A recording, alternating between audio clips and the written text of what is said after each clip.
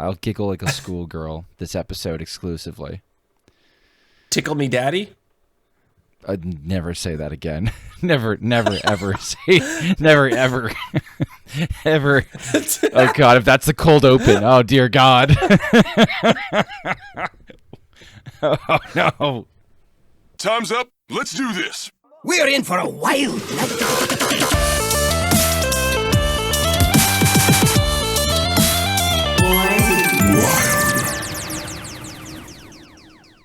Welcome, everyone, to episode 246 of Born to be Wild, a wild Hearthstone podcast where we have fun hanging out with friends, talking about the wild formats of Hearthstone, and spotlighting members of the wild community. I am your host, ElectricSheepCity. It is great to be back this wonderful Friday evening here in Kickin' Rad, Colorado. I am joined by fellow hosts, Hydralisk. Yo! And Schmoopydady. I'm here. Don't tickle me. For those of you joining us for the first time, welcome aboard. We record this podcast. Stop tickling! We record this podcast live every Friday evening at twitch.tv/BornToBeWildHS. And the video version of this podcast is then posted to YouTube shortly thereafter. Audio versions are also distributed to all podcast apps. However, you are watching, listening, tickling, or absorbing via osmosis this podcast today, thank you. Yes, you. Content plug, Schmoopydady. Before we get into the main topic of the show tonight, I'd like to say a quick thank you to the patrons of our show. Your support means the world to us. If you enjoy this content, please like, subscribe, and comment on this video on YouTube. Another simple way to support the show is to leave a review on your podcast platform of choice. If you're watching live on Twitch, we got some awesome emotes that you can unlock by subscribing to the channel. This is free if you use Amazon Prime. Finally, if you'd like to support the show financially, you can join our Patreon for as little as $1 per month. We have some channels in the Discord that are unlocked by subscribing to the Patreon, where you can see the show coming together each week. Check it out. If you'd like to interact with us personally, please join our Discord, a free and amazing online community of friends from all across the world who love talking about wild Hearthstone. Links to all of this stuff and more, including our merch, can be found on our website, which is www.borntobewildhs.com. Sheep, how's your week? My week was all right. Work has been pretty busy. So been doing that stuff and things. Almost done with grad school. Only basically 2 more weeks. Like, the end is nigh.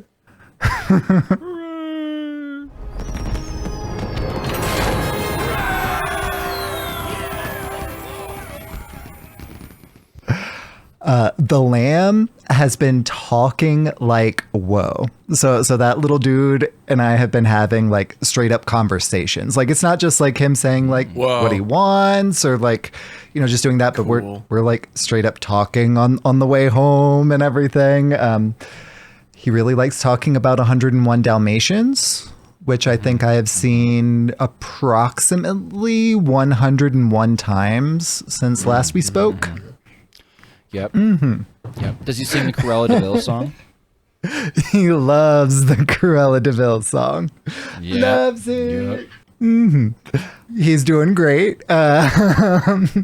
Communicating so well. Something that was a little less nice, however, was that earlier this week, yesterday morning, I got a crown put on my like back molar. Back in the day, like I had a cavity back there, and then like apparently at some point it came off, but it was sandwiched in between the 2 teeth back there, and so even though it came off, I didn't know, and I haven't been to the dentist in 3 years. I've been taking good care of my teeth, but I needed to go back, and they found that thing out. And it had to do a crown because of how big the cavity was, all that good stuff from back in the day. Probably should have been a crown before. All to say, My pocketbook is a lot lighter, but my tooth feels like nice and like polished and weird. Like it'll take some getting adjusted to. Pocketbook lighter, smile brighter. Hey. On the book front, I've been re-listening to Iron Gold, the book 5 of the Red Rising series. So I finished with the dramatic reading, part 1 of Iron Gold. They've already come out with part 2, and so I get to start that soon. It'll be really fun. I'm excited. I've read and listened to these books multiple times. The dramatic one is just really fun. So it's always good to go back. So Hydra, I'm really excited for when you continue the Red Rising series because, oh my gosh. So Hydra, how was your week, friend? Well, I guess I'll continue on the book front quickly. I finished Dreamcatcher. I mentioned that I've been reading that listening to it the last couple weeks. And I had also mentioned that I would get really, really confused sometimes. And I was talking about how, is Stephen King back on the stuff, right? During this. And then I don't know why it took me so long to catch on that when something is happening that's really, really abnormal in the book, it's always a dream sequence. So, when you're watching a movie and the character goes and kills someone, you're like, that would never, what the heck? And then it's just it was a dream sequence. They were imagining it, or they're having a dream or something. That caught me so many times in this book. I'm like, what is it's so abnormal and so strange that I just think he's whacked out of his mind, and then you find out it's a dream. And this happened to me a dozen times, and it took me at least half of that 6 times to realize every time it's really weird, that is what's happening. Before, I don't know why I didn't clue in after the first 2 times. Another the one. book is called Dreamcatcher, for Pete's sakes, right? And I'm like, oh, and then I'd forget. Because, when you listen to a book just when you're driving to work or something, and you don't get back into it till the way home or till the next day. And so it gets broken up way too much. It kept catching me by surprise every single time. And I was like, idiot. The dreams kept catching you by surprise. That's why it's called Dreamcatcher, right? Yeah, exactly. Anyway, I'm excited to watch the movie again. I know it was crappy, but I'm going to go back. I bet you because of CGI, there's no way it aged well. There was CGI aliens, and this is back in 2001-ish or something, so there's no way it's good. But stoked to do that, so I'm going to probably do that this weekend. Give that a watch. Also, I'm super stoked. I'm not going to lie. I'm going to be very transparent. I'm watching the Edmonton Oilers play Dallas Stars right now, live. And Oilers just scored for the 3rd time in a row. It's 3-0. They lost 2 days ago. It was absolutely horrible. It was 3-1 going into the 3rd period. And the game somehow ended 6-3 by Dallas. I don't know how that happened. It was how did you drop the puck that bad? Mind blowing. But yes, it's a Western Conference final, and I am definitely an Edmonton Oilers fan. I've been that way my entire life because when I was a little itty bitty kid, Wayne Gretzky was awesome, and he was an Edmonton Oiler. So I guess that's carried with me my whole life. But I've moved on book-wise to Black House. If anybody knows the book The Talisman by Stephen King and co-written by Peter Straub, also another horror writer. This is the sequel to that, and that was written back in the 80s, and the Black House is written in the 2000s. So I'm reading that. It's super cool because he's done it 20 years after the first one. And it's really neat to revisit a character that's kind of the main character's grown up and all that sort of stuff. And once again, Sheep, it is they're talking about Crimson King and stuff in this book. So Dark Tower relation there. So that's always cool. And then also when it comes to books and authors and stuff, we had like a local fair in town. I talked about it on the last episode, but I don't think I mentioned that there was this booth I went to, and there was a local author that was, plugging their stuff in their own booth. And they gave you a link to their like a free short story you can download of theirs. But about a week later, like my parents were in town and we went out for lunch to this kind of like craft beer / appetizer place. And I saw the author sitting at the table, like actually next to us. And I didn't kind of want to blow up her spot and embarrass her or anything. But at the end, as we were leaving after we paid, walking out, I just said, hey, by the way, sorry, I don't want to interrupt your meal, but I've downloaded your short story and I'm looking forward to reading it. And I just wanted to say that to, I guess, like, if somebody on the street was like, are you Hydralisk? I'd be like, yes, I am. Like, it'd make me feel good, right? So I wanted to do that to this local author. And I actually ended up getting an email from her that night saying, hey, because I had signed up to her mailing list or whatever. So she put two and two together, figured out who I was, and sent me an email and just said how like good that felt. It was like super cool that I had recognized her. And then she started asking me about her short story and whether I liked it and any feedback. And I hadn't actually read it yet. And I was like, ooh, I don't know how to respond. I have to I got to read this thing. And then I've been so busy all week. I actually responded to her just before the show. And I said, I've started it. It's awesome so far. I will let you know what I've done. Just to give like some sort of response, right? But it's kind of a cool interaction. I definitely appreciated that. And then awesome. Last weekend, it's so funny. We were talking about before the show about uses for pickup trucks and whether you actually use your truck or not. That reminded me of I did a run to our local transfer station / like city dump kind of thing, and I unloaded like as much as possible. But on the way back, I saw this sign that was like patio furniture sale. And I was like, oh, let's go there. And I somehow ended up bringing back home just as much stuff as I had like taken to the dump. Nice. All I wanted was like a big umbrella for our patio dining set, right? Like I've got the table, like 6 chairs around it, and I don't have an umbrella. I don't know what happened to it. Anyway, that's all I wanted.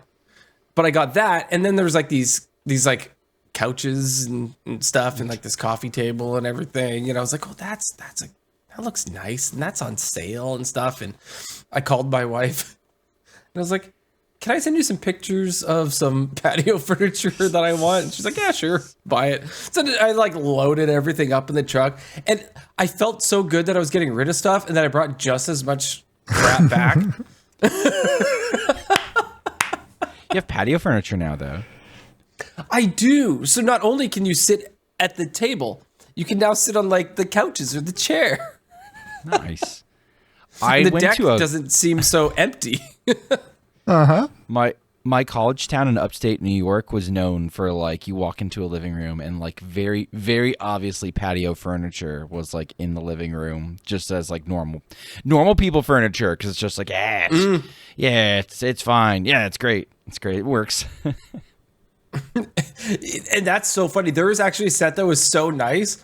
I was like, we could put this in our house, but I mean, it'd feel a little funny. It'd feel a little funny. I think maybe in my younger days, I totally would have done that. Like bachelor days, like why not? Oh yeah. Right. But, and then just working way too much this week. So just been really busy, keeping busy. And, I knew that full confession, Sheep was hosting the episode this week. So I was just like, I don't need to read the nerfs. He has to read the nerfs. I'm like, he can tell me about it on the podcast. I was so checked out of Hearthstone over like the last couple days and this week. I like totally. I was like, I'm gonna play Final Fantasy. I'm gonna play like these other games on my phone. I'm not even gonna like. I saw red and green circles. Don't get me wrong, but I did not read all the stuff. Ooh, I you're in for totally some didn't. surprises then. I caught up yet or no? Because I've been playing that list that you told me that I was totally going to put in, and I was I like, knew you were going to. immediately. Yeah. Oh, I yeah. knew you were going to. I'm like, this is the kind of this is sheep bait 101. Absolutely. Refined since. Oh. Well, So we'll see. Slide about that me. updated list my way, please. Schmoopydady, how was your week? So one of the complications of my week has been the weather. Coaching soccer, we play rain or shine, or at least you're supposed to. But one of the things we are cognizant of in early spring is if there's a lot of rain, if it's really wet, if it's really bogged down, the damage that you do to the fields in the early spring can persist throughout the entire year. Now you're talking about the mud getting baked in the summer, fall, the grass dies off or goes dormant, and now you're just playing on basically just caked mud. Or just like hard dirt. It just becomes sort of like not necessarily unsafe, but just like not what you want, especially in a sport like soccer, and especially in where we're practicing and where we're playing. We're doing our best to try and protect the fields because the towns that we're working with are getting their first impressions of us. The club itself was shut down for like a decade because nobody wanted to management or mismanagement or various reasons like that. And so the last couple of years have been this one guy basically bringing it back, recruiting a bunch of people to help him, including me, and sort of gaining the trust back of the community in the club and trying to work our way into like, hey, yeah, come join rec soccer, because my area has not had rec soccer for a long time. And so we are trying to take care of the fields, and we're trying to play nice with all the other sports teams. But I did get in one practice. I made the call to change a practice from Wednesday to Thursday, and incidentally picked an even colder, even wetter day. Unlucky. And we practiced in it. I only had 2 other children besides mine show up, but it was Schmoopy's first opportunity to really like play in the rain. I dressed him up with like an undershirt. I probably looked like a psychopath because I played soccer. I played soccer in college. I went to college in upstate New York. I would play, an undershirt and like an athletic undershirt, like one of the like skin tight Under Armour shirts, right? I'd wear my uniform and maybe I'd wear gloves if it was close to freezing, and that was it. Right. I didn't put on like long sleeves or anything nuts, in part because I kind of enjoyed playing in the elements and I enjoyed playing in the cold, but also it made me look crazy. So that sort of psychological warfare was very helpful. And so this is how I'm Two conducting great tastes that taste great together. Right. This is how I'm conducting practices. It's like 46 in freedom units, which has got to be, I don't know, what's the quick conversion in Celsius? I don't know. Hydra's like Hydra. I don't know. I know Hydra can do it quick. It's probably like it's less than 10 degrees, probably. It's somewhere around. It's not freezing. It's not freezing yet, so it's not like near 0, but like it's not maybe warm. Right? It's not warm. It's so like low 40s. It's not warm. And it's raining. And it's legitimately like coming down quick. And I'm teaching these little 6 and 7-year-olds. I'm like, okay, so here's the thing with this practice. I cut it by about like 15 to 15 minutes short. And I said, okay, we are never going to stop moving. You guys are going to be on your toes the whole time. We're going to do a drill. Then we're going to do the next thing. You're going to drill. We're going to do the next thing. You guys are going to get water. You're going to get run back out. But I had a ton of fun. I think Schmoopy had a ton of fun. Oh, there you go. 7.7 degrees Celsius. Yes, there you go. So for those of you who don't know how cold it was, that's how cold it was. And it was wet. And like I could definitely tell by the end of it, steam was coming off me, as it does. And like the little ones don't quite have the engines yet where they have the steam coming off of them. But like we got home and it's like, all right, get in the hot shower. She was like, I don't want to shower yet. I want to eat. I'm like, no, you want to get in the hot shower. Then he got in the hot shower. She's like, I never want to leave.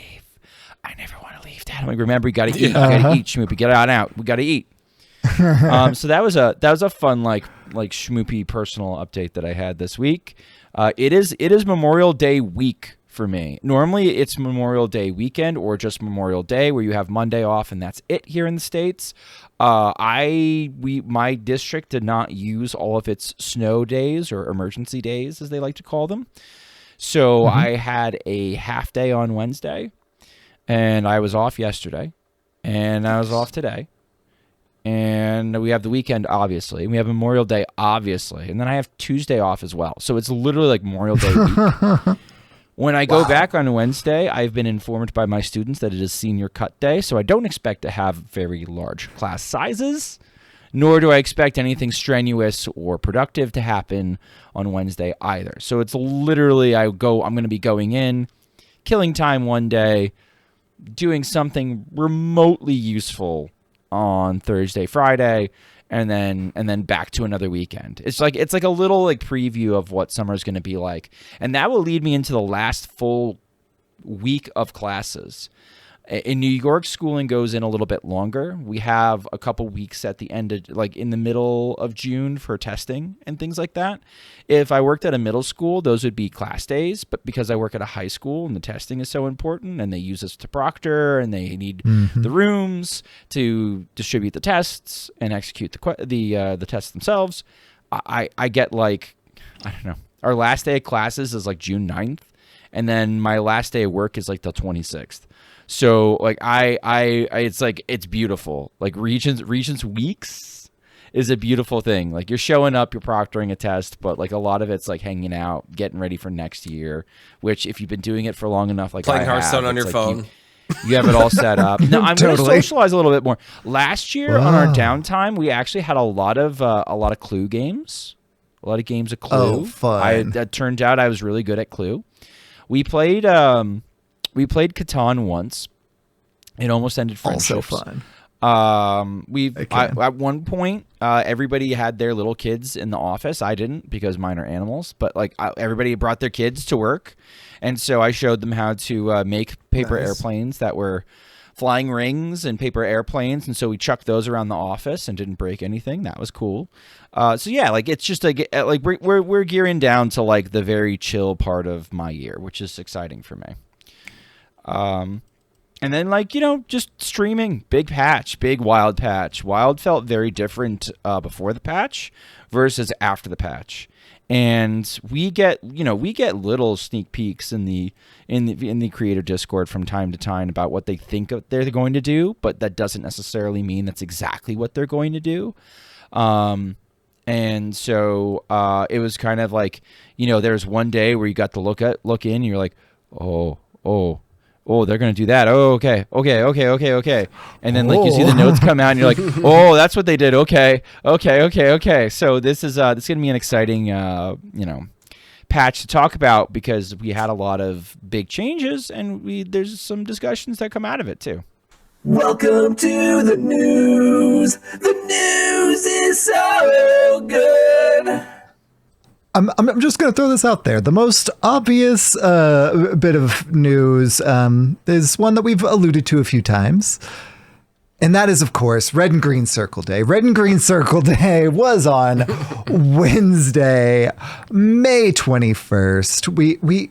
We got these red and green circles telling us what was going to be nerfed, what was going to be buffed, and a few bans. And so, of course, all of that was preamble to the patch 32.2.4 patch notes, which are the real news items. We got us quite a few. I'm going to read the dev comment first because I feel like listening to their words, just quickly contextualizing the whole thing is a valuable bit of context. So their comment is, In this first balance change, after the Embers of the World Tree mini set, we're addressing power and play experience outliers, both in the mini set and in the cards before it. These changes are primarily aimed at reducing the speed and prevalence of single turn blowouts. We're also buffing some of the deck archetypes that we want you to re-explore. On the wild side, we've also made some bans and card changes. Our philosophy with Wild is still that we will step in less often, only to address particularly egregious play experience and balance outliers, but we'll make impactful changes when we do. Standard cards that are banned in Wild are expected to be unbanned and adjusted when they rotate out of Standard, just like normal. So, speaking of Wild, we're actually gonna start down in the Wild specific things. Note that I said specific and not relevant, because those are very different things. So, starting with Order in the Court. This is a big one. Old 2 mana. New 4 mana. That is, of course, the Paladin spell. Reorder your deck from highest to lowest cost. Draw a card. So 2 mana to 4. I mean, kills Exodia Paladin, but also has some impact across the board. What do you think, Hydra? Well, yeah, it's not only played in Exodia Paladin, right? We're also No, it's not. Playing Exactly. and stuff. So this kind of like we talked about how Paladin. There's a really lot of Paladins, as Craig has said. Yes, he did. and if they were gonna hit something, I guess this is where you go, right? To try to hit the spread of Paladins. So good job, I guess, if that's what your the plan was, right? Target something that's hitting like all of the top lists. Schmoopydady? Yeah, I mean, it's funny because like Call to Arms Paladin was a strong deck. I don't know if it was a performance outlier. Corbett, I think, has famously called it the worst best deck ever. When he was looking at it statistically, it had something like a 58% win rate. He's like, oh, this looks pretty good. He picked it up, he played with it, he messed with the cards a little bit, he experienced the gameplay, and he goes, there are very few decisions to really make with this deck. You either have the cards that do the things, or you don't. And my win rate was a 58% win rate. Like it didn't change. So, his contention was like there's like very little improvement that player skill could do with the deck. If you're a competent pilot of the deck, you got the best performance out of it. That was it. I don't know if it was a big performance outlier, but it was very strong. Order in the Court was also very strong in the Exodia Paladin. I would almost actually imagine that this got nuked because of Exodia Paladin more than Call to Arms, but Call to Arms is catching a stray. It also sort of catches a stray with Holy Wrath. It would not be a crazy line to, let's say, on 8 mana, knowing that you've gone through enough of your deck that you haven't drawn your Ceaseless Expanse, but you have access to a Holy Wrath in your deck, to doing something along the lines of, like, I don't know, you've already played your Cowboys, so your Holy Wrath costs 3, doing Order in the Court, Finley, Dredge, Holy Wrath for 8 mana would not be the craziest thing in the world to be able to do, knowing that you have a 2 mana Dredger and you have a 3 mana Holy Wrath in your deck at the bottom of your deck. Because Finley orders things from top to bottom in your deck based off of the cards that have entered your hand last are on the bottom. So Order in the Court, Ceaseless, Finley was a really common line, because then you're putting the Ceaseless Expanse on the bottom of your deck in one of those 3 slots. So like it's sort of a hit to that. With all the Paladin decks that centered around Order in the Court, I feel like they're more machines then let's say Smooth Jazz or kind of like, gas out aggro decks, they really do rely on being able to go from top to bottom of their deck very quickly. And so this feels like a significant nerf. I haven't seen a Taxes Paladin yet. I've seen some Libram Paladins, but they got hit as well. Further down the list, we'll talk about those. Mm-hmm. But yeah, so like big nerf right off the bat. This is like a statement nerf in and of itself, just because if Paladin was the most common class in Wild Hearthstone even though it was across like 5 different archetypes, none of them really super more popular than any of the others to a significant degree. This hits almost all of them except for Librams, and don't worry, Librams caught their Estrellas too. So powerful opening salvo, very very bold first move. Absolutely agreed. And I want to highlight something that you said too, that Order in the Court was kind of ubiquitous amongst all these Paladin decks, and I think that may be why it took such a hard nerf in particular. Yes, it absolutely kills the Exodia Paladin, but it also hits all of these others. I think that its ubiquity is probably what is the reason for not just the nerf, but such a hard nerf. Yeah, and to be clear, like you could still play the Exodia Paladin, but it is so much slower now. It's actually more than 2 turns because of just the order the cards come out of your deck, right? Like as somebody who's played it a bunch for you, like you're dropping Nas on turn like 6. You're dropping him turn 6. So like it's like ooh, you can't do the same play pattern. Like you can play the deck in a similar way, but Order in the Court's no longer the same card that it was, where I was coining Order in the Court with some versions of Exodia Paladin, right? Like you coin, like going second, you're coining Order in the Court because you know you're going to get your cards in the right order. Now it's like, nah, man, no, you can't do shenanigans like that anymore. TS and like skipping turn 2, kind of doable.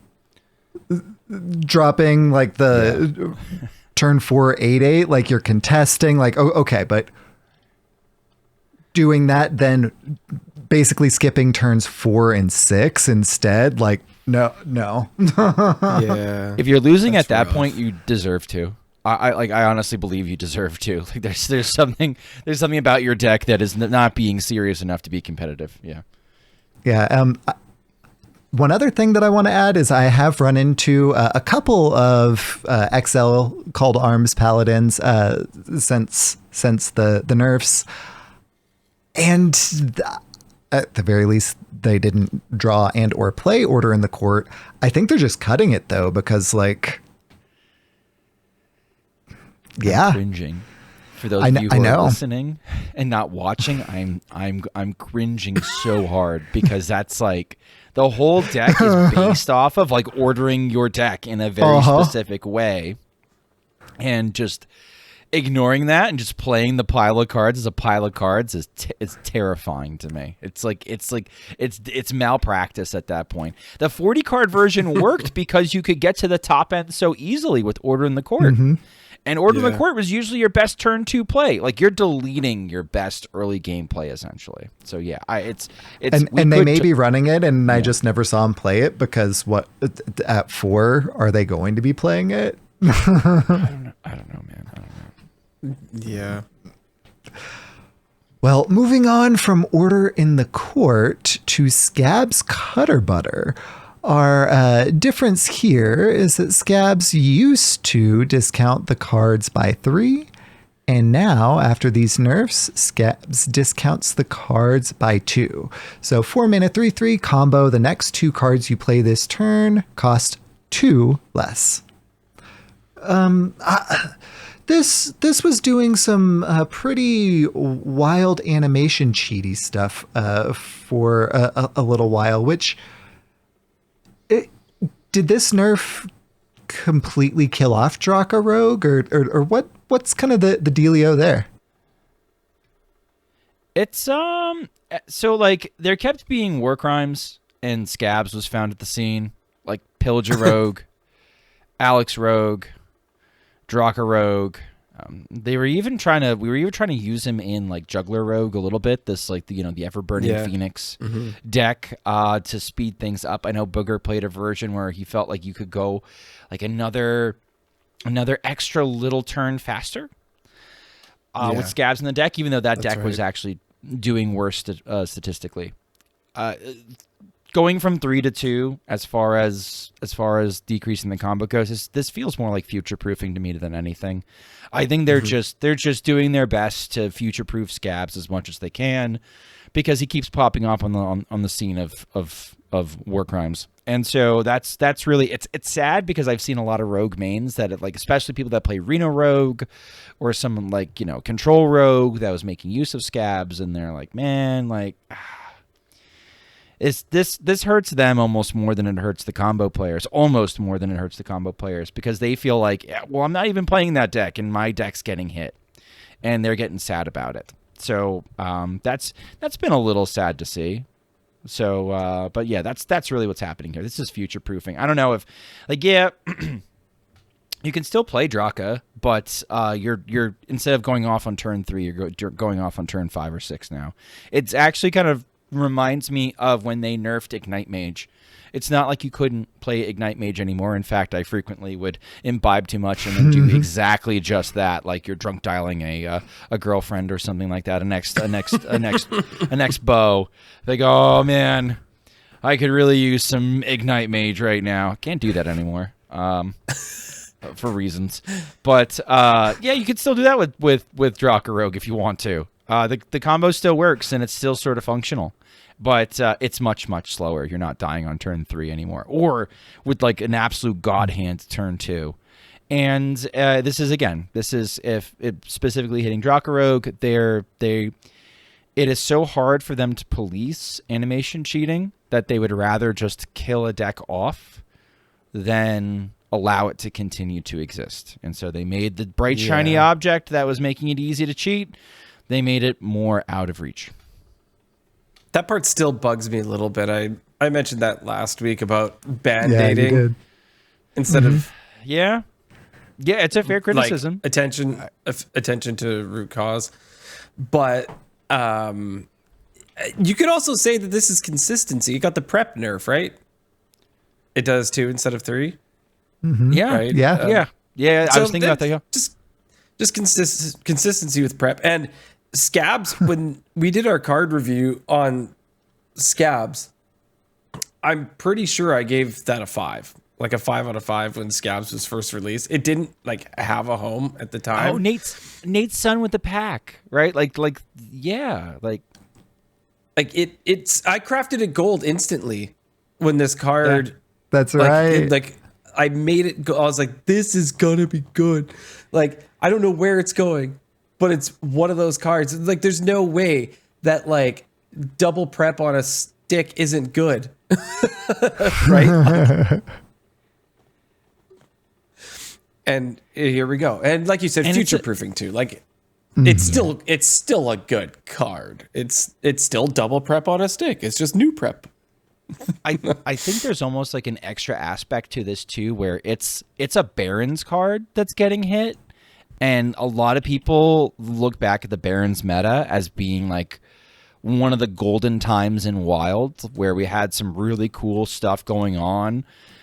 And like this is almost like a little bit of like your nostalgia's taking a hit now because Scabs is getting nerfed. So like there's layers to this, where this is a sad thing that has happened, but also probably possibly overdue. So that's interesting. Well, speaking of overdue, Void Touched Attendant has been hit. It used to cost 1, now costs 2. That is, of course, the Priest minion, now a 2-mana 1/3. Both heroes take 1 extra damage from all sources. And that, of course, is the Shadow Priest staple card. And I imagine that Shadow Priest still runs this. Shadow Priest just got a tiny bit worse. And I mean, Void Touched Attendant, I think, is still a good card. So, I mean, all in all, I think this was a fair nerf. I'm always sad to see aggro take a hit, but Shadow Priest has been like the top dog for a while, so I'm not terribly surprised when we're getting wild nerfs like we are now, that the deck is getting a small hit. And this is an epic, so if you're low on dust and you had Shadow Priest, you A, can still play it, and B, you can get some more dust than you would have been able to otherwise. What do y'all think? I, as someone who plays aggro, as you guys know, often get upset when there's aggro nerfs. I'm not upset by this by any means. It's just there's so much Shadow Priest everywhere, and I haven't been. Maybe it's just because I haven't been playing it. Trying to do other cool things, and it's like, okay, come on already. Like, it's just a bit much. It's been around for, like, it's had its time, and I don't think it's gone. Right? I just think that the little touch By a long shot is fine, right? Like, yeah, it's slower. Whatever. The deck is ridiculously fast. Like, winning in the first 3 turns. It's just crazy. So take the hit. It'll be okay. I don't think it's going anywhere. A little bit slower. I welcome this just because I just see the deck way too often, and I'd like to see how many times like pull up the stats of how many times I've had to play against the deck, and it's been too much. So cool, I'll take it, no big deal. And like you said, there's dust there. If that's something you want to get rid of, I don't recommend you do, unless you don't even actually play the deck and you happen to have this in your collection. But I think it's fine. Schmoopydady, what you got? So when I saw this nerf was coming down the pike, I'm like, man, this could be transformative for the wild meta. This could significantly hamper aggro, and aggro holds back a lot of things in our ecosystem that probably shouldn't be too good. Things like Quest Mage is still very good. I can complete the quest in Quest Mage in turn 4 and have enough mana to cast it and have Giants down. Like, that's something that probably should be kept in check by Shadow Priest. Malygos Druid, kept in check by Shadow Priest. Questline Demon Hunter. If you're playing nothing but against Questline Demon Hunters, that can be a very frustrating matchup when they're gliding and mana burning you and dropping brutes behind it as well. Shadow Priest keeps that in play. So I was really like, worried about this nerf, and I was thinking to myself, well, like, maybe we shouldn't be killing people in turn 3. Maybe Void Touch Attendant really should get nerfed and it should go down, but like, man, it's just sort of spooky. And then the nerf hit, right? The nerf hit, and I'm watching KVLT stream, and I'm like, all right, this is a KVLT meta now. Like, the guy plays nothing but like fast combo and miracle. Like, he loves these. He hates Shadow Priest. In THL, here's the thing about the KVLT and THL. You always bring Shadow Priest, even if you don't feel good about Shadow Priest. If you don't feel like you're like that always good at piloting it, always bring Shadow Priest, because you're always going to have a good matchup. Number 1, and number 2, he's probably going to ban it. So I like, that's just like rule number 1 when I'm in THL. I'm playing against KVLT. It's like, always bring Shadow Priest. So I bring Shadow Priest, right? You bring Shadow Priest. And so did KVLT's opponents in that stream yesterday. First stream after the patch. He goes, well, like, I faced like 6 Shadow Priests. And you could tell, like, he's like a little bit disheartened, because he was like, oh, I thought I was done with this crap. Right? Deck is fine. Deck lost half. Like, I'm not gonna sit here and be like, oh, the nerf did nothing. The nerf absolutely did something. It's going to be harder to pair burn spells with Void Touch Attendant and to find lethal from hand. It is going to slow down like the sequences when you can drop Void Touch Attendant. I will say Memnarch had a very timely tweet that the Void Touch nerf is actually a side grade because it's actually training wild players to play Void Touch on an appropriate turn. So turn 1, you play all your pirates and get your board down, and then you play your Void Touch Attendant behind it on turn 2.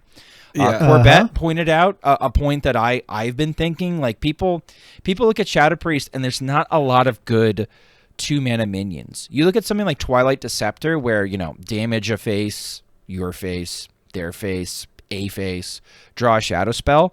Card is dying to get cut. There are a lot Brigand is a very strong 2-drop in Shadow Priest. Ew. Especially in XL, ew. So like there's a lot of scenarios where you're just like, all right, well, we're losing one of our best 1-drops, but also we're turning our 1-drop into a 2-drop in a slot in the deck that's kind of weak. So it's like, it's kind of fine. If you think about it, this is a 1-mana card in general. Like, just take it in a vacuum in general. Look at it, it's insane. Yeah, right. Tom 1 also, mana 1/3 with that text. Like, it's pretty disgusting. A little silly. It's a Stormwind card. Can we talk about it's a Stormwind card? Right? This is a Stormwind card, right? Like this came out in Stormwind when we got Benny with Purple Hunter. So like echoes of Stormwind. So like this has been around for a hot minute. And so as Tom Carter brings up in chat, it's worth also mentioning that this is getting people away from trying to make Thirsty Drifter work in Shadow Priest. It doesn't look good in 30 or 40 Shadow Priest. And so this was like the nail in the coffin. It's like, all right, well, maybe we don't do this anymore. So it's actually helping Shadow Priest build their deck better too. So this actually, like Shadow Priest probably lost half a step, but if anything, it's probably maybe a quarter of a step. It is making the deck more fair. That's fine. It is making the deck more fair. I welcome this. This has actually been a change that I don't hate as much as I feared that it could be bad. Like if we're in a combo meta, that's like my nightmare scenario. And I think it's a nightmare scenario for a lot of Hearthstone players. As much as like the Scabs nerf is sad, in general, the wild casual player base seems very combo phobic. And so rightly or wrongly, that seems to be the balanced philosophy behind a lot of the dev decisions, especially when it comes to rogue combos, right? Like the rogue combos, they live for a little while, they get their time in the sun, and then they get sunsetted out. And there's a set of the player base that gets frustrated with that, and that's totally legit. But that seems to be the philosophy and or the zeitgeist of the dev team. They don't let these things live for a long time. So they got a bone because Void Touched is like 1 mana less. You can't do Void Touched Coin Shadow Bomber and get your Fell Wings down anymore, chat, right? But at the same time, card is like, yes, still the best card in the deck. Up there with being the best card in the deck. Still nasty. And don't cut it. Don't bother cutting it. We have other things we can do now. This is the way. A card that we will be cutting from almost everything that we were running it in, however, is Serenite Chain Gang. You know, the old one. Summon a copy of this minion. It's the battle cry. It's a taunt, 4 mana, 2/3. Now is battle cry, summon a Serenite Chain Gang. So now it's always summon a 2/3. Valen no longer works. That's what's obviously massively being hit here. Shutterwalk takes a kind of like side glance. Shutterwalk doesn't care. Shutterwalk just runs Twin Fin. Shutterwalk doesn't care. Twin Fin or Zilliax, it doesn't care anymore. This is specifically, this is a Reddit nerf. This is specifically because of the this is specifically because of the interaction with Velen. Decks weren't running a solution to Velen. Decks didn't feel like they needed to run a solution to Velen. Decks are punished for not being able to remove Velen for and being mistaken. Right. They lose to Velen, and then they delete their deck, and then they go on Reddit and they say, I'm uninstalling because of Velen. Whatever. In my mind, if you're an aggro deck and you aren't beating the opponent before they get Velen down, you weren't winning that game anyway. If you're a combo deck and you're losing to Velen, what hell kind of combo are you playing? Why aren't you able to go around and or over them? And if you're a control deck and you're losing to Velen, that's just a skill issue. I don't know what to say. I thought it was a cute like 2-3 card combo that you could put in most decks to, scam wins here or there. But that's not something that they want in their game, and so the devs decided to remove it.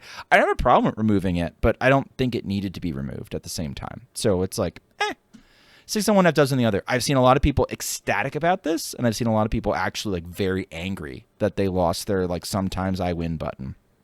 And I kind of get that. Yeah, well, I guess the answer to how long can this go on was May 2025. That's a good one. That needs to be the episode title. How long can this go on? May 2025. Perfect.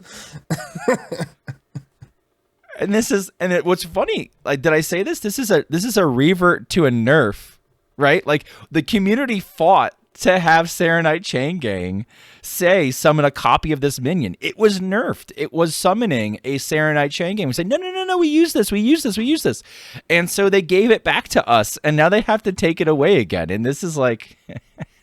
Sometimes we do this where it's like we do this to ourselves. We want things a certain way, and no, we probably shouldn't have them. Stupids. You think you do, but you don't. The number of squeaky wheel, man. The squeaky wheel. The insane unnerf requests I see. I see somebody who's just like, man, I miss Bomb Rogue. Can we bring back Bomb Rogue? No, we can't bring back Bomb Rogue. Let's not do that. Oh man, I miss Disco Lock. Can we get Disco Lock? Honestly, the most common one I see is Dujay in my chat. It's just like, can we bring back Big Rogue? I'm like, no, we can't bring back Big Rogue. We do not bring back Big Rogue. Why? I had a lot of fun with Big Rogue. Yeah, you had a lot of fun. Everyone else you played against was not having fun. Well, where were some mirrors? Yeah, no one had fun in the mirrors. No one had fun in the mirrors. Alignment full revert. Can I ban in chat? Am I allowed to ban in chat full alignment revert? Please no. Please no. God no. I believe that they are riffing on the other things that would be a bad idea.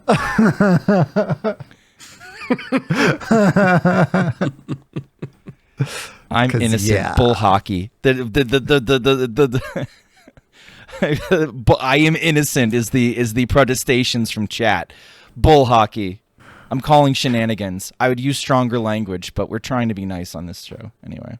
So that's yeah. So like that's a Reddit nerf, and like that should be honestly that should by and large be pretty popular. I would say among the casual base. They don't really like Serenite Chain Gang in Velen, even though I kind of am okay with it. Yeah, you can always doppelgangster everything.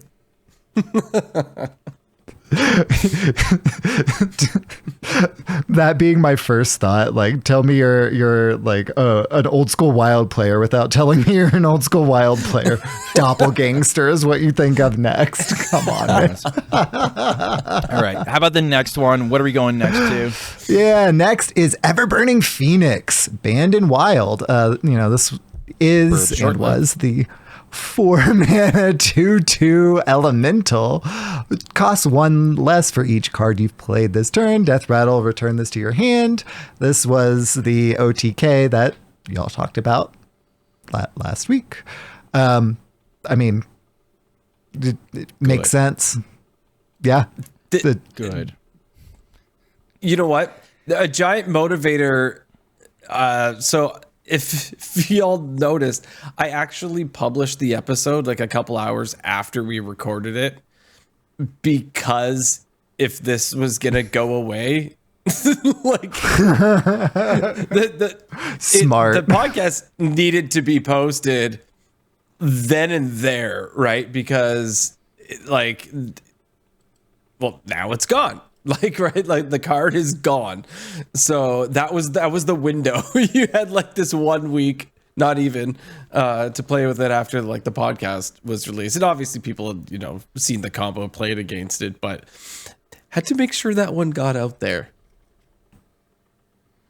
But this is, can I just say, this is one of the stupidest, easiest like combos that was actually in existence. I know we said that about Exodia Paladin.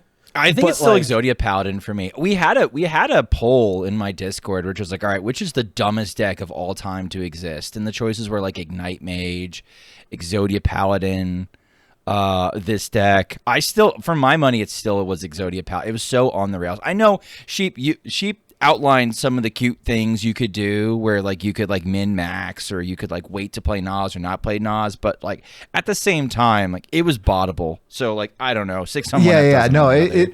It was up there. That was to get like the extra like 2% win wins. rate. Yeah, like the deck is on rails Pirate for Warrior, the basic play pattern for sure. It beat out a lot of choices for like dumbest deck of all time, and but Juggler Rogue was up there. Phoenix Rogue, whatever we want to call it, it was up there for like brain dead combo decks. Just like play the green cards and the funny happens. Like absolutely. Yeah, when I was just like, oh, so once you have your combo pieces down, then you just play the same card over and over and over and over and over again. That's I was like, that's it. Just go faster. Yeah. Must go faster. Must go faster. I tried to do it on mobile. That was a poor choice. I did too. That was a mistake. I did too, enraged about it. I was just like, this combo is so fake. Everybody who plays this must be cheating. And then they're like, I'm like, all right, well, what are some, like, when are you grabbing the Phoenix to play it? They're like, I don't know, right when it turns blue. I'm like, I can't do that on mobile. Damn it. So it's like the numbers that you can actually like put up. But this card, that's the funny thing about this mini set. It's like this card like breaks. Okay, this card breaks Wild because of cards that are already existing in Wild, and Umbra and Knife Juggler, right? And like, you know, the ability to play them kind of cheaply with Rogue Mana Cheat. But like, aside from that, this card is not like terribly powerful. Like, you get it out, and it's just a 2/2, and you know you kill it, and like, all right, they get it back, but like it costs 4. Do they really want to play it? I don't know. It's fine. So like, it's just so funny how like even the low power, like the card isn't in and of itself, you'd say, incredibly interesting. It's just like it just caused crime. So anyway, it's in jail now, thank goodness, and we have another one that we're going to put in jail as well. And that is Grove Shaper, the 5-mana 5/6 Druid card. Minion in particular. After you cast a nature spell, summon a 2/2 Treant with Death Rattle, get a copy of that spell. So, of course, Grove Shaper was doing naturalized things, and it was predominantly animation cheating is my understanding, because you wouldn't be able to get as many actions off to effectively mill your opponent without the animation cheating.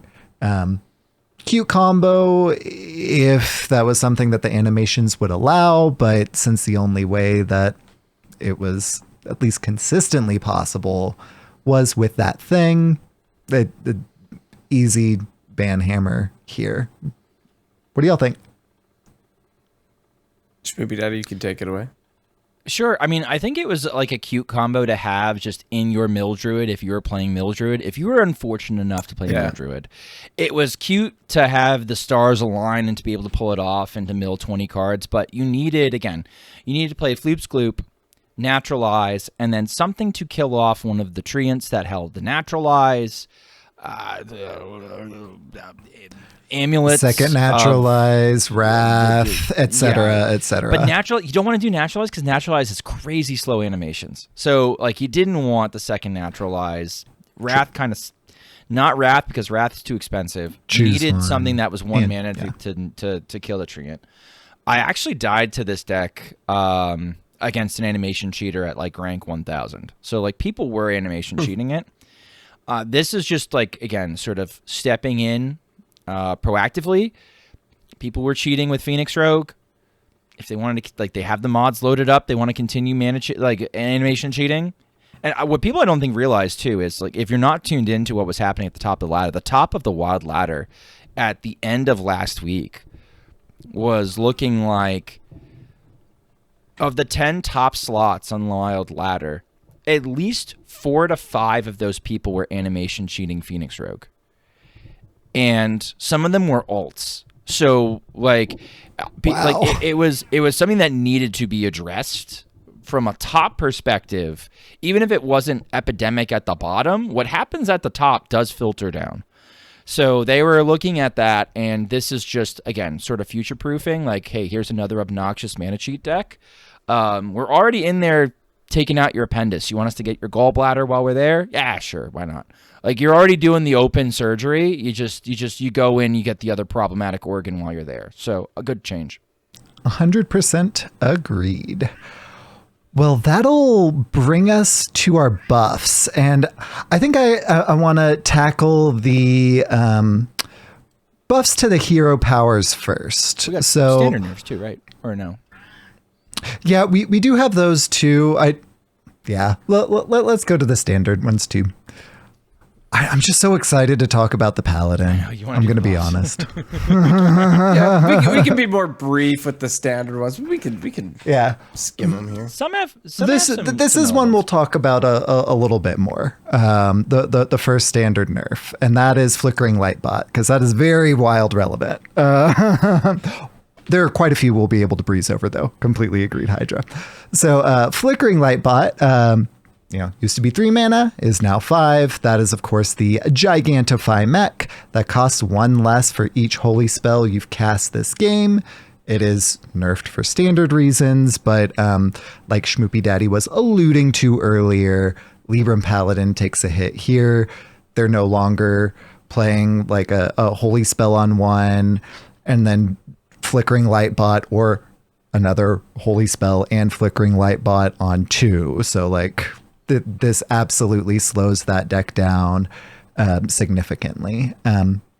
Hydra, how do you think that this will impact your play experience, be against or with this card, Flickering Lightbot? It makes me feel good because I hate playing against Libram Paladin. And it's probably one of the more, even though it's not one of the best decks, I know it's not been doing as great as it has in the past, but I still hate playing against it. Like I really do. Fair. It's just for me not fun. And if they're taking a hit, that makes Hydra happy. And looking forward to not seeing this as much, basically. Schmoopydady, how about you? Good change. You guys said everything I need to say. Right on. Excellent. Well, a standard focused nerf is Harbinger of the Blighted. Used to be 2 mana, is now 3. That is a rogue minion, now a 3 mana 2/3. Whenever this enters your hand from the battlefield, summon 2 random 2-cost minions. I wasn't seeing this in Wild. I don't think this really impacts us too much, but saw this all the time in Standard, so... I saw one person try to play it. Femboy Germa tried to play a deck centered around this. They got me with this deck, but it had like a 30% win rate. Like it was like Miracle Rogue, but without the giants, and just bounce Harbinger forever with all our wild bounces that we don't have in Standard. And it was bad. And so we don't have to spend much time on this as far as I'm concerned too. I'm usually the one that's just like, oh, well, actually, there's an application for this in Wild. No, not this one. This one sucked. Agreed. Well, moving on to Tending Dragon Tamer, it was a 3 mana 3/2. It is now a 5 mana 5/4 Hunter Dragon minion with the battle cry, copy the lowest cost beast in your hand. Standard was doing wild style war crimes with King Plush. And this is one of those hits. Big hit. Huge hit to that. The bigger one is coming next, but I didn't run into this or play this in Wild at all. We already had this card. We had this card with more aggressive stat line. We had this exact card as a 3 mana 4/3 without any tribe. And like from was it Oldham? Was it Oldham where we got that one from? I think I forget what the exact title of it was, the exact name of the card. But like we had Copy of Beast in your something hand. beast tamer, something like that. I can picture it though. Yeah. And it was fine. It was fine. No one was breaking it open. People were trying to do imbue, like, what's it called? The pack, Kodo pack, whatever. Like that's cute. Stampeding Kodo? No, not Stampeding Kodo. It's like The 2-mana 2/3 taunt that when you draw it, it makes a copy. No. The one that it's like a 4-mana 2/4, and it deals damage as a battle cry equal to its attack. That one. And so we were using that in Imbue Hunter, and we were buffing it, and then we're making copies of it, and then we're branding it, and so we're like slapping people. It's like it was like Spit Hunter, but like much worse. We were running cute. this and that. That was a bad deck, and I never really played it, and so it's not impacting the format a lot. And we already had this card, so yay, fine, cool. Well, one that, even though I understand why it's happening, it still makes me so sad. King Plush has been nerfed. Old charge, battle cry, return all minions with less attack than this to their owner's deck. The new battle cry, if your opponent has 15 or less health, do that same thing. It's still a 9-mana 6/6 beast, and standard was doing the imbue stuff, and it makes me so sad. This is such a weird nerf. Like, this is one of the most awkward nerfs I've ever seen them do. Like, it does what they want it to do. It does what they want it to do, but it's like a Reddit text box. It's like, this is one of those nerfs that like you see on Reddit where like somebody one of the most famous lunatics on Reddit was just like, let's take this order in the court and it reorders your cards from largest to smallest, but you discard your top 3 cards. Like, this is like one of those kind of like crazy nerfs where you're just like, there's no way they would ever do this. Right? Like, they always try to just change a stat line. This is just, it's insane because how many people don't read patch notes or listen to podcasts? Oh, I am a dumb monkey. Whatever. I click right through it. And are gonna just drop this and be like, where's my charge and why are there minions still on the board? Like, it's so sad. People were still trying to tiller me a week after like Hysteria could no longer target friendly minions. So I imagine we are still having people trying to play plush, trying to win in like gold and platinum, and being like, why doesn't this work anymore? Be completely confused. Yeah. I didn't sometimes it does. even notice that it only gains charge if that condition is met too. Yeah, like, it's conditional charge. Like, so you can't even just like, let's say they didn't have a taunt up. You can't just drop it and get that lethal anyways, unless they're below 15 health. 15. That's like, why. So you have to you have to be chipping away at them throughout the game while still buffing. You only have to buff to 15 though. Like, you don't have to get some crazy large King Plush that's like a 30 attack. He's only a Linny King card Plush. now. He's only a But Linny card like, now. so you have to be like this chipping away aggery mid-rangey deck, and then you could still do this as long as you've been getting damage in the whole time. It's not just this like wait for your big turn sort of moment. Like, you still could use it as a finisher. It's just so bad though. It's awful. Is it just me, or is this an easy revert? Like, whenever reverts happen, right? Like, we weren't playing King Plush, and like, No one. so give if they don't revert this at rotation, I will be so surprised. So surprised. Does this mean they could give patches conditional charge? Like, No, if you stop didn't it. summon this from your deck, gain charge. Like, if you played it for 1 mana. Yeah, they could. Yeah, only there's a couple of cards that have conditional charge, right? Like there's a Jousting card that has conditional charge. Yes, you could give do patches that, at least conditional charge, Patches right? is fine. Thank you. Patches is fine. Okay. I will say I think that the more eloquent nerf would have been to remove the beast tag, because King Plush is the plush, not actually a beast. It would have effectively done the same thing. Are there any other problematic cards that like they're beasts but they're very obviously toys? Are there any others that also fit that same bill, where it's just like, well, King Plush isn't a beast, but like this is still a beast. You know, like I don't know if they like Floppy Hydra. I don't think they wanted to go that route. I don't think they wanted to remove the tribe tab. Makes sense. What's the floppy version of you? It's not the you version of you. Looking toned. And next up, we've got Cliff Dive. Cliff Dive used to be 6 mana, is now a 7 mana Demon Hunter spell that summons 2 minions from your deck and gives them rush. They go back into your deck at the end of your turn. Demon Hunter was doing this thing. It was very good. I think Demon Hunter probably still does this thing. It's just less good. But that's standard. You could kind of do it in Wild. I know somebody who was sort of doing it in Wild. It's not a great deck. Demon Hunter has better things to be doing. It's not real. We can move past it. It's not real. Symbiosis is our next card. That is a druid 1 mana nature spell. Used to read, discover a choose 1 card from another class. It costs 1 less.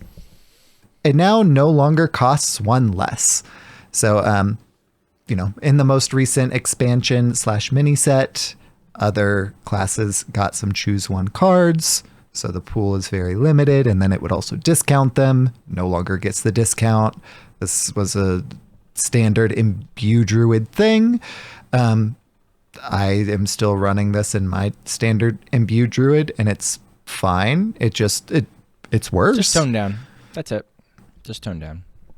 Not wild relevant. I never thought it was really not wild relevant. Yeah. I never thought it was crazy in the first place, but I don't play as much standard as a lot of people. So when I was playing this card, it to me, it was just sort of like, okay, let's see what I get. It's cool. Right? Yeah. Like it was never so anything spectacular in my head. Yeah. What it really does is it slows Imbue Druid down, because you could like Symbiosis and then Ants on turn 1, and then play a 2 mana 2/3 on 2, and then a 3/3 and a second 3/3 on 3 with the, it just curved out really nicely, and you can test aggro and be more aggro, and this takes one thing away from it. So it wasn't super like spicy and incredible but it definitely made the deck worse. Standard card though. Another standard card that I think we'll probably talk about a bit less, that is Cursed Campaign. That used to be 3 mana, is now 4 mana. That is a Warlock Shadow spell that reads, give a friendly minion death rattle, summon 2 copies of this minion that are dormant for 2 turns. Warlock was doing shenanigans where they would put this on the 5 mana 5/5 that when it's dormant. Ancient of Yore. That's the one. There you go. Thank you. So slap this on Ancient of Yore. Then they'd play like the card that gives everything reborn and then destroys it. Eternal Layover. And then they'd use their Ultralisk Cavern to clear your side of the board while getting multiple Ancients of Yore because of the 2 that it got from the Death Rattle and then the revived one from that. So that is how that was doing it, and we weren't really playing this in our format. No, it was too slow for a lot of Warlock decks. I think what it was just missing is a relevant win condition. Like, it's a powerful thing. It's a little bit slow to do in Wild, but if we had a different, other than the Demon Seed, there's not a lot going on in Warlock right now. People keep trying Cube Lock. I think they're in denial. But this would be like a cute... I would look at a package like this in a Cube Lock to make Cube Lock more real to me, because I've seen the amount of armor that this gains. I mean, we're talking about like Warlocks finishing the game with hundreds of armor, right? And so it's just nuts. A matter of like... It honestly, I was talking to an NHL fan about it. It's it's like the perfect listener series package, right? Like it's Yeah. one of those kind of like cute packages you stick in a deck that's strong but slow. It's too slow for traditional wild. People will forget about it. You bring it to the Born to Be Wild listener series where the rules are usually slow things down. All of a sudden it's just like, whoa, I can't beat this at all. So like it's cute. But yeah, needed toning down for standard because, oh man. And now even slower in our format. Even slower. Even more of a listener series card. A buddy that is relevant for our format is Sing Along Buddy. And that used to be a 2-mana 1/4. He's now a 3-mana 2/4 mech neutral minion that your hero power triggers twice. We were doing all sorts of shenanigans with Sing Along Buddy and myriad different. If it liked to use its hero power, odds are it was probably running Sing Along Buddy. I mean, I don't know that like even Shaman was, but well, in particular, Imbue Mage is the big one, right? Like this is a big nerf to Imbue Mage. You can't blow out the opponent on turn 6 anymore without the coin. People were doing Sing Along Buddy, Reckless Apprentice, and if your hero power was sufficient enough, it was double procs for every minion that your opponent had on board, which was very funny if you were on the Imbue Mage side because it was a boatload of damage. At 3, that sort of swing turn happens a turn later. I would call that a positive for the format. I don't count Imbue Mage as being a very powerful deck, but it's like fine. It's more of a noob killer. This is another like little tip of the cap, indirectly or directly, who knows, to Reddit that like, hey, we've heard your cries and your salty tears, and we listened. We listened. You can't see Sheep right now if you're listening to the episode, but Sheep is just like Sheep is cracking up at my like sort of deadpanned like talking down to Reddit. I'm sorry. Schmoopy called it a noob killer, but it's hilarious because earlier today I lost to a nerf to Sing Along Buddy, Reckless Apprentice, and Imbue Mage. It still happens. It's just like, funny. It'll still happen. You should win before they get to do that. Like again, it's like a similar scenario. It's just like, all right, but like, well, I can't. But I was playing Imbue Paladin. Well, the thing is like people don't believe. They're like, oh man, well I can't have like more than 3 minions on board ever against Imbue Mage. That's not true. Flood the board early before they get their Imbue charged up. Get the damage in quickly, and then when like past turn, when they can start like really like punishing you for having minions on board. That's when you have to sort of pivot to a different structure. And that was actually the one deck I was super worried about. If Shadow Priest went down, like does Imbue Mage become like a real deck with like real matchup spread, like kind of solved for it, since Shadow Priest was such a solution for the deck, and that like Shadow Priest barely took a hit. And like I would argue between the Void Touch nerf and the Sing Along nerf, the Sing Along nerf is more devastating for the Imbue Mages than the Void Touch nerf is for the Shadow Priest. If that tells you anything about what I think it is impact-wise on the format. I am sad that my Even Druid is nuked, though. Even Druid really liked Sing Along Buddy. And Even Druid probably is a deck that probably shouldn't exist. Like you should probably not be getting like 16 plus attack on a hero out of nowhere for a very minimal amount of mana. But regardless, that's this does have an impact on our format, especially policing the lower ranks. I think also future proofing as well, right? Because something like Sing Along Buddy, yes, yeah, they could. They don't always revert everything, but something like this is when this card gets originally revealed. I think one of the cool things about something like this being a neutral card is all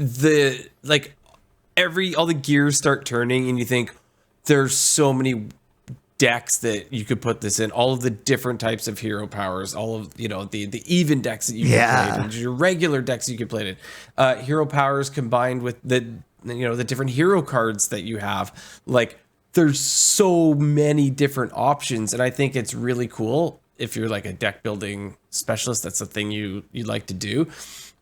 Amazing card, and very cheap, obviously, it being 2 mana. So 3 is probably Just run a Talon little bit Accelerator, that's better. fine. It does now fit in with Baku, and quest lines are odd, and there's a hunter quest line There is. I'm just And realizing how to well keep this hits triggering your Uther hero too. power. I forgot this hits Uther too. It does. Oh, it sure does.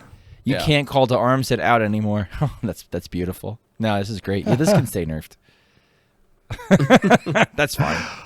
All right, what do we got next? Next up is Gnarlex. I'm never sure on that one. Herald One of the of the Flights. Old, your dragons cost 1.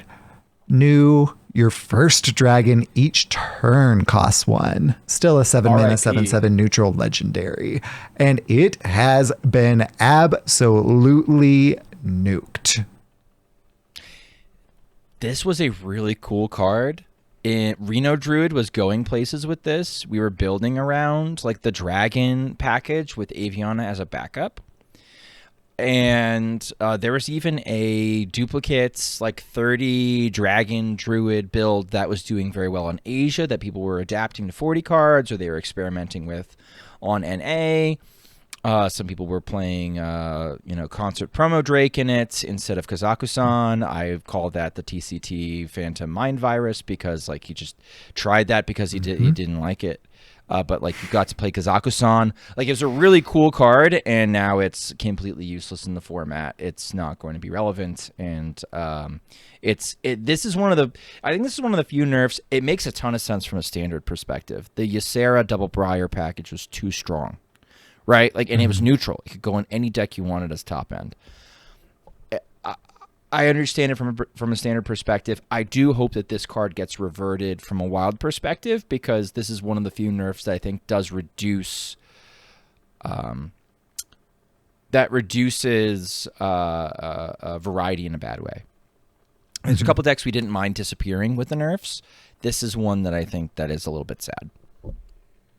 Yeah, and it, like you said, standard had that package that could just be running anything, but this just kills the entire, like, multiple, not just archetypes, but like, if it was 9 mana and then thus, like, you had to have 10 mana to Gnarlex Ysera, and so it slowed it down.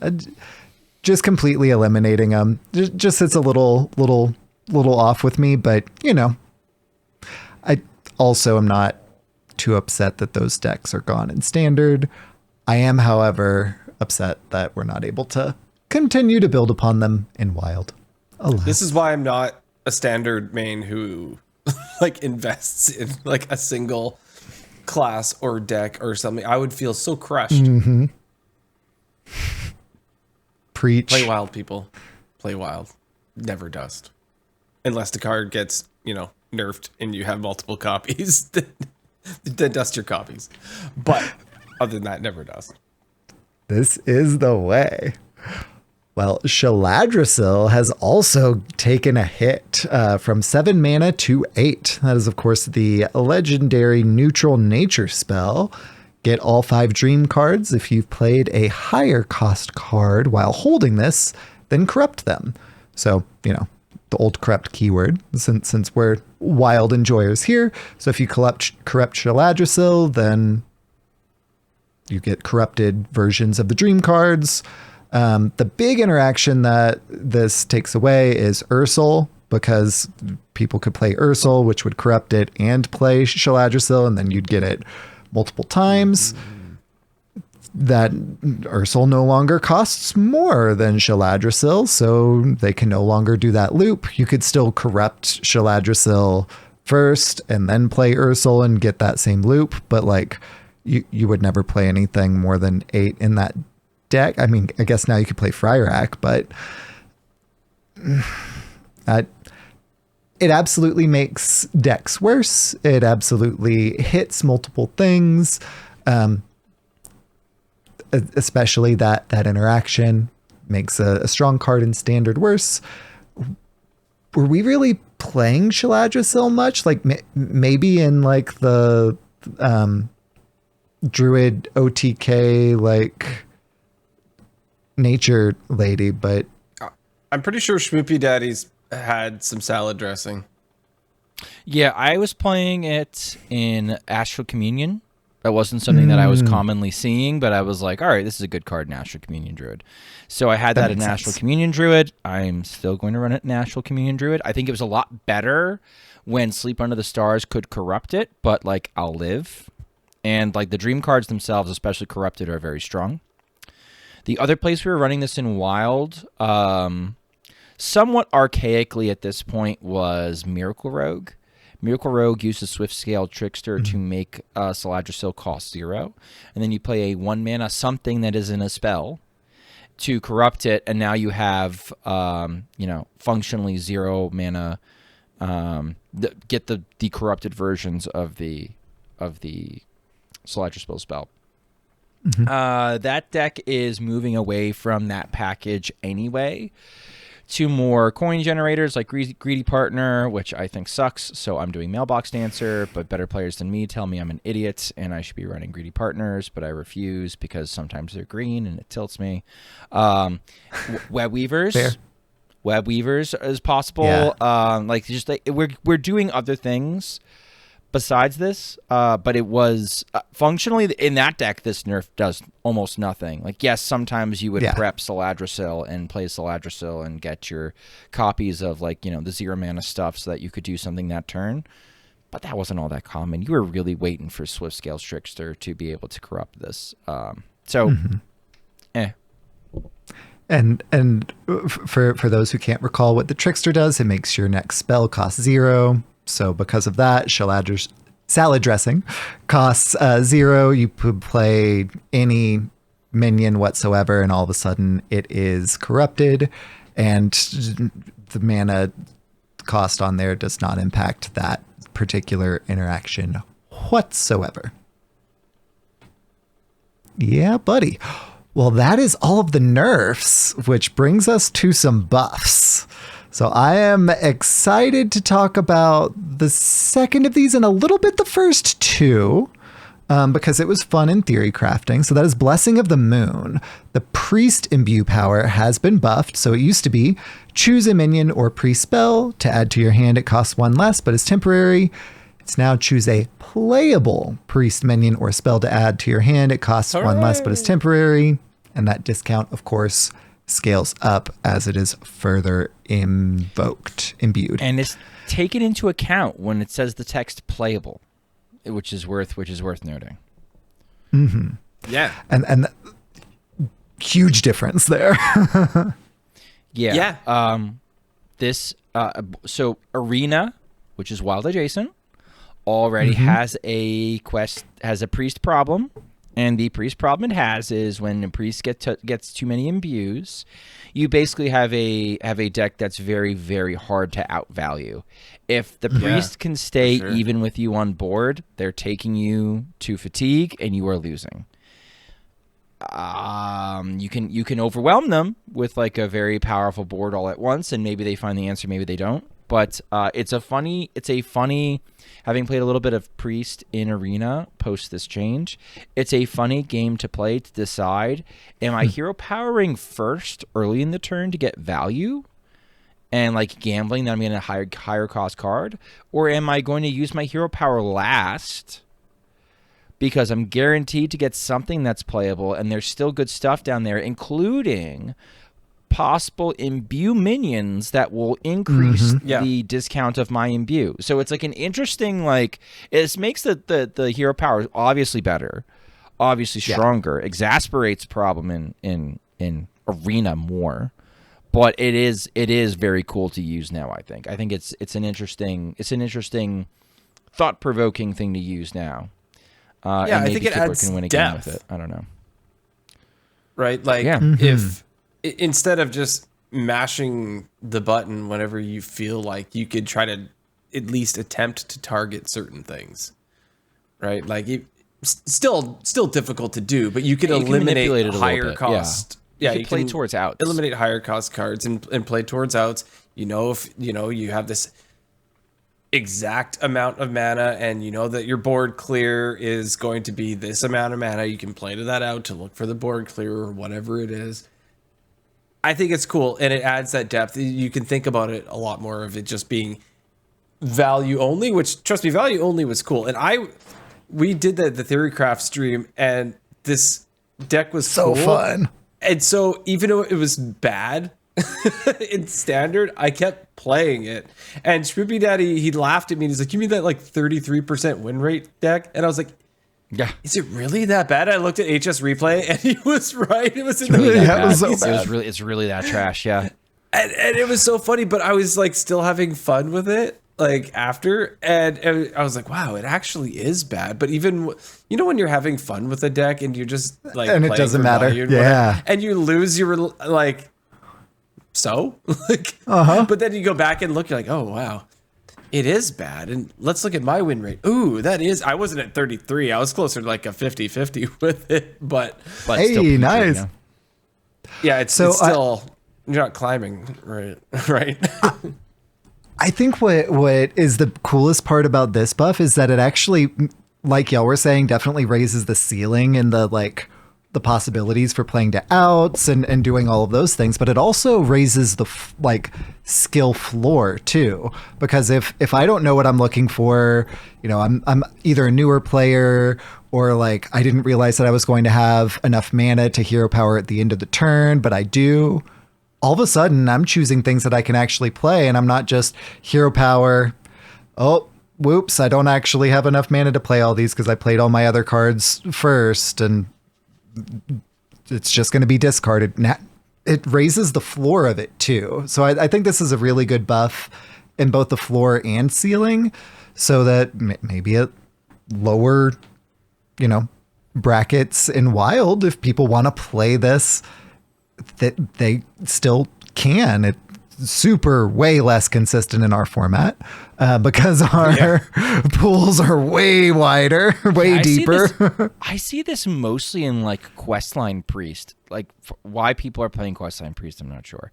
But the people who play Questline Priest all usually have an imbue hero power as well, I guess, to kind of fill in their curves, I guess. I don't know. I mean, it kind of makes sense if you're like just looking Mentally for specific ill? mana Yes, costs. It makes sense if you're mentally ill. Yeah, I get it. I get that actually. Yeah. Well, one I'm very excited about because I've been playing this one is a buff to Blessing of the Dragon. That is the Paladin imbue hero power. Used to be 2 mana, is now 1. Of course, those shuffle 2 Emerald Portals into your deck. Your portals summon 1-cost dragons. As you further imbue the Paladin, the hero power, that number goes up. And it is really, really fun. Schmoopy, you're the one who I snagged that deck list from, and I still definitely need to grab an updated list from you. But tell me kind of like your approach to it, to like how, I don't know if you made it or. So somebody last night on my stream sent me an imbue Paladin.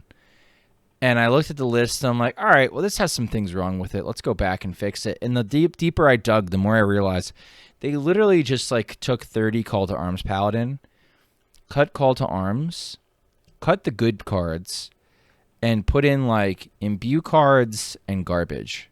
And they're like, yeah, that's what I did. And, I was grumpy with them.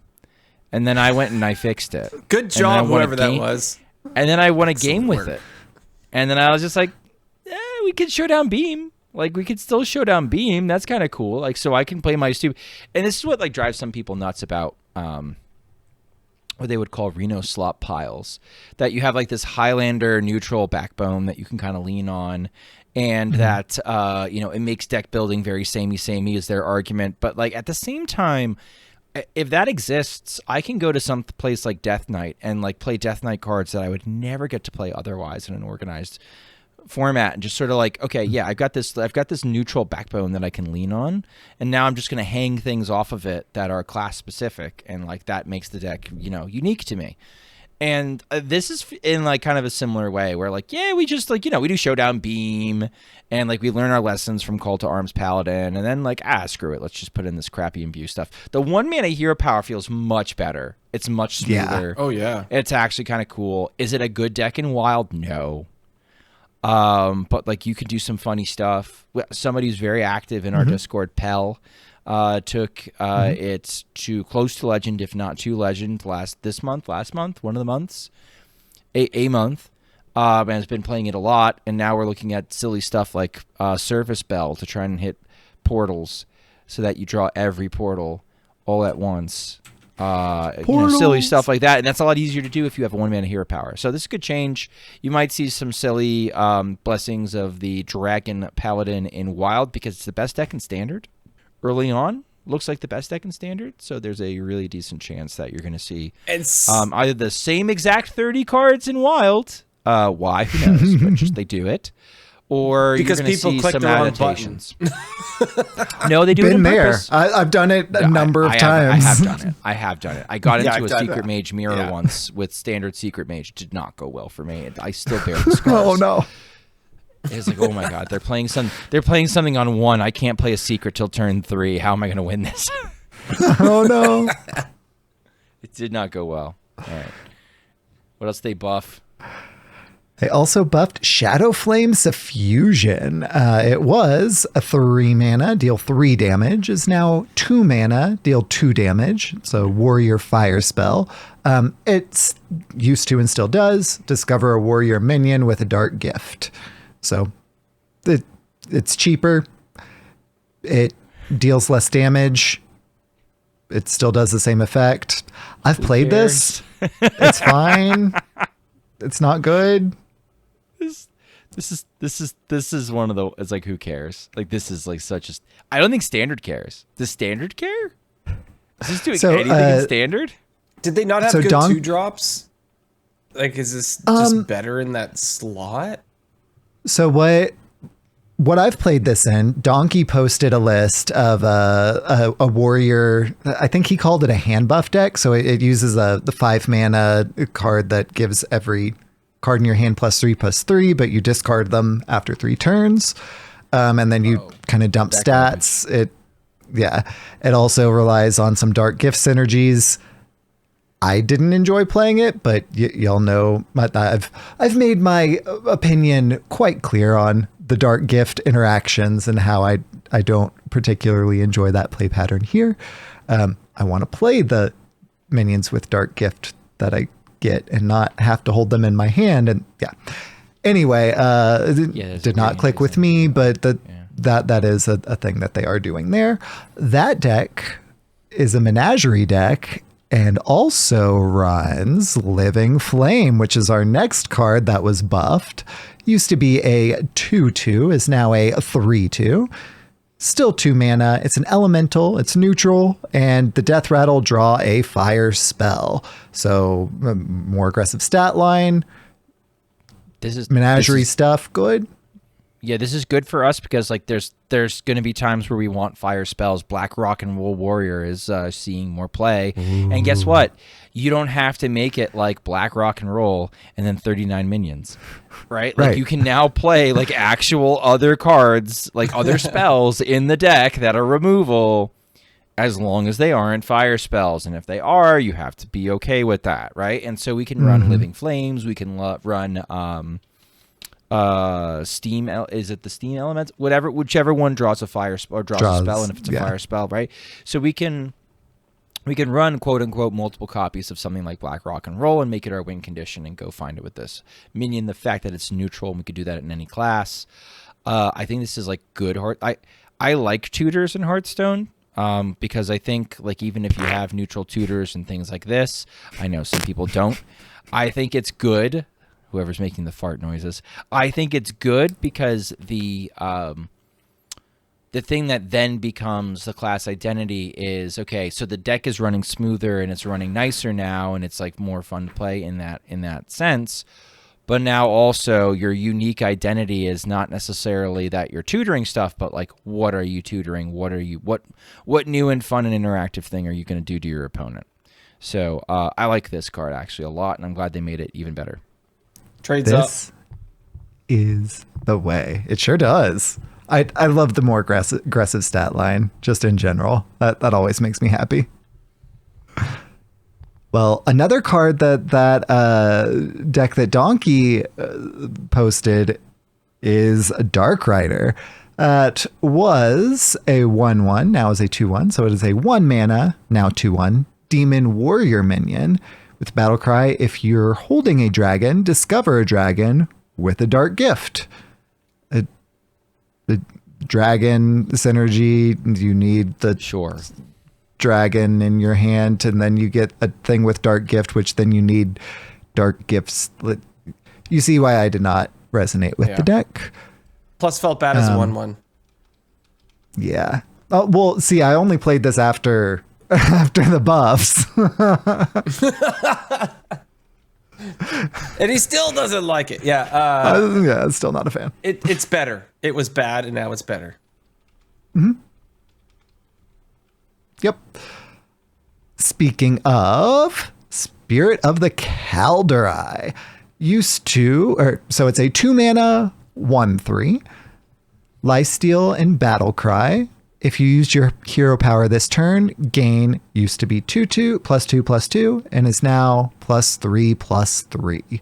So I didn't like this card in standard even before the buff. I don't know that I really like it after, because at the end of the day, it's either a 2 mana 1/3 or it used to be a 4 mana 3/5, and now it's a 4 mana 4/6.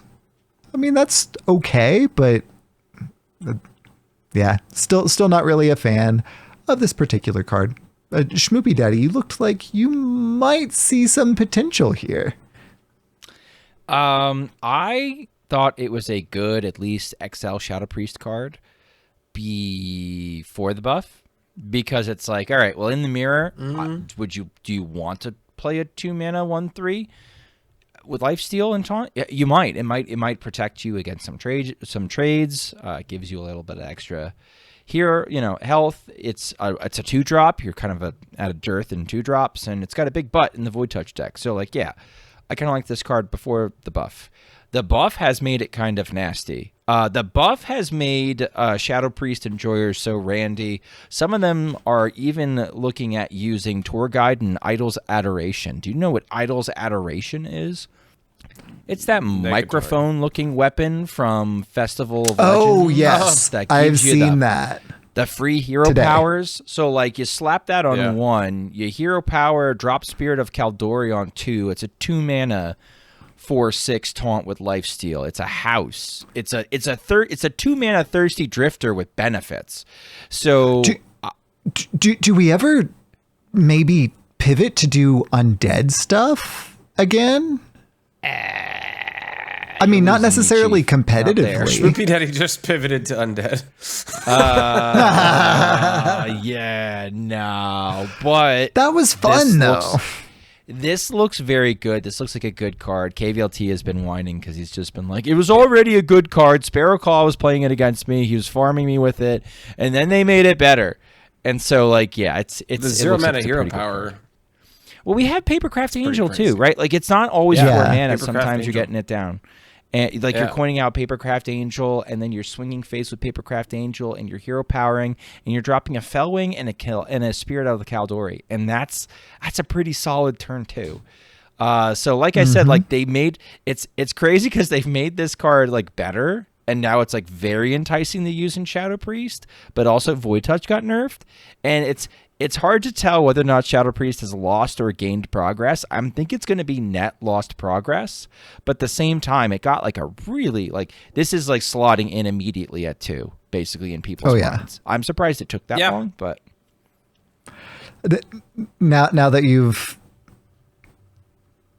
illuminated me to the number of ways that we can do hero power things in that particular deck. Shadow Priest, yeah, this makes so much more sense. I was thinking of this as an Imbue Priest thing and a standard thing. Oh, yeah, sure.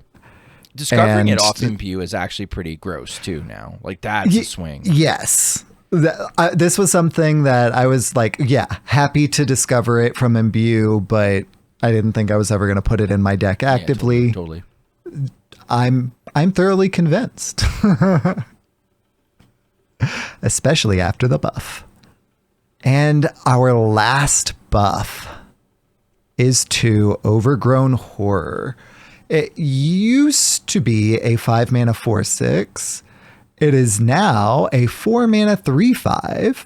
It is a Warlock minion with Taunt and Battlecry. Reduce the cost of minions in your hand with Dark Gifts by 2. So they were trying to nudge Dark Gift Warlock a little bit with this. I don't think we were ever playing it. Yeah, I haven't even gotten a viewer deck of somebody like giving me like Yeah. Dark Gift Warlock. I've gotten maybe like a Reno Lock that had a Dark Gift package in it, but I've seen almost no movement for this. So like I saw that this card got buffed and my eyes glazed over and I stopped reading the text. When I get a minion with dark gifts, they're usually like overpowered cards that I want to put on the board because they got better stats and cool buffs and things, right?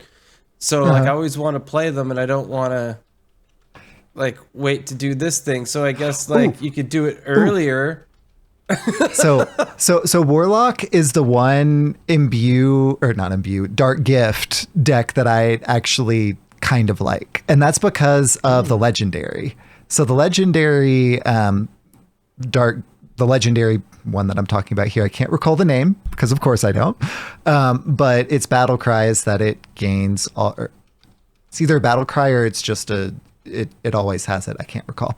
But all of the dark gifts that you have given, it also gets. I think it's a persistent effect. So when you play it, if you've given something charge, if you've given something plus health or plus attack, if you've given something wind fury, like all of those things, you just get and can play that and then do like a big finisher. You're also not really punished for holding on to them because like, if you don't get the discount on them with Overgrown Horror, like, oh well, like that means that you played your bigger minions earlier. Cool. But It's like a Galvadon. It gets like all the things. yeah, I don't think it's a very good deck, but it's the version of Dark Gifts that I actually like because I'm not punished for playing the buffed up minions that I wanted to give the gifts to and then play. Like the point is that I'm discovering them and I don't have to hold them in my hand to get the big payoff. Yeah. Yeah, it's like making you play off tempo for like this. I don't know. So like what? Hold on. It reduces them by 2. Okay, so now we play them later, but for cheaper.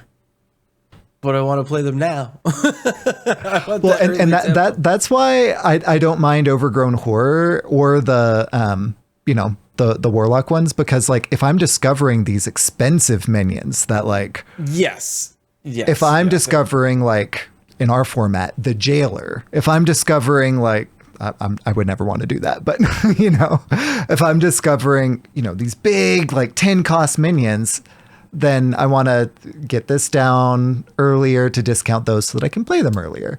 Yeah, play a as cool well. late game big drop, fill the board Yeah. with a bunch of big duders, that kind of thing. I get that. And I think like day 1, 2, like the first week in standard, that was a strong deck and it fell out of favor pretty quick. Which I guess is why they're buffing it. There we go. Yeah, exactly. Well, that, my friends, is the end of the constructed Pages and buffs. pages and pages of battlegrounds. Oh! In fact, even our bug fixes and game improvements, all 3 of them our battlegrounds. So thus concludes the patch 32.2.4 patch note review. I can ask Schmoopydady a question. Oh no. Is it about tickling? You'll find out. Unrelated Advice with Schmoopydady.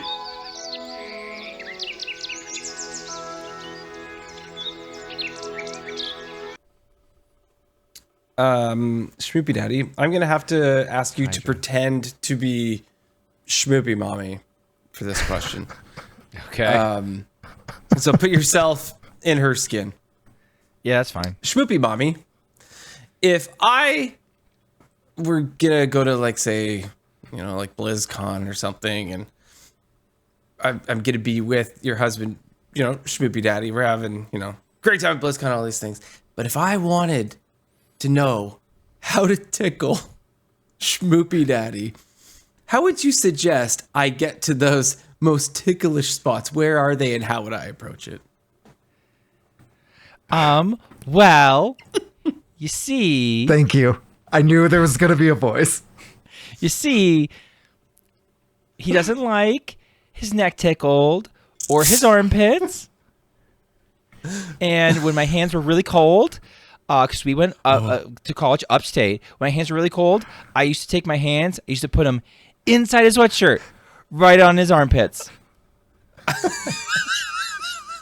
So I'll do that. Wiser words have never been spoken, and you heard that on. Born to be wild. The wise words are that Hydra's going to do that. I'm never going to the West Coast ever again.